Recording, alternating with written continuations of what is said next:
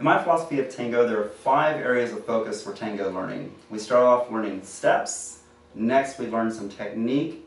We include the various connections and embraces, followed by musicality and dynamics.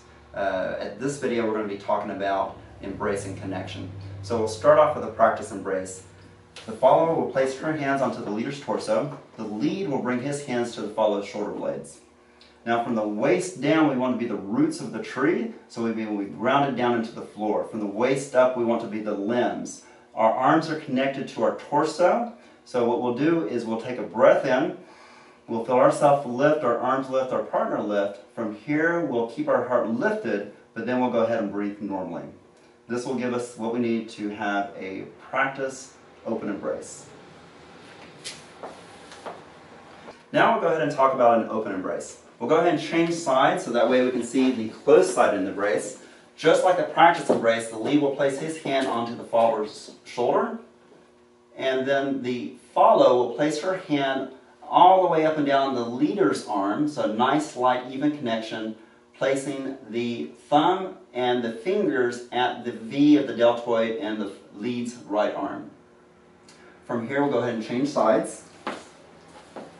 We'll figure out who has the shorter shoulder, and we'll bring the arms, the lead's hand at that height.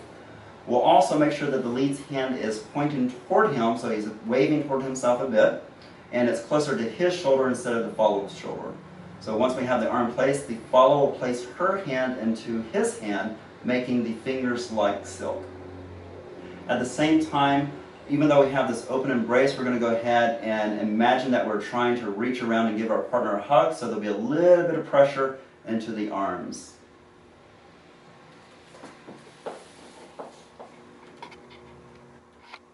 And finally, we'll go ahead and talk about the close embrace. So go ahead and face toward your partner. Step close enough so the toes are approximately 1 inch or 2 inches apart. Stick the butt out, hold the belly button in, lift the heart. Now leads, as you go ahead and bring your heart close to your partner's chest, go ahead, keep the head turned to the side. Follows, you'll bring your heart toward your partner's chest as well. We'll get a nice light connection in the head, but we don't want to push with pressure into our partner's head. The lead's right arm will come around the follow's torso, and his left arm will go to the height of the shorter shoulder, and she'll place her hand into his hands just as we did with the open embrace. Now from here, energize your embrace just like you are cradling a baby. We want to make sure that the embrace is dynamic. We want it to breathe and be relaxed. We want to make sure that we're not stiffening up the joints. We want to have articulation in all the joints.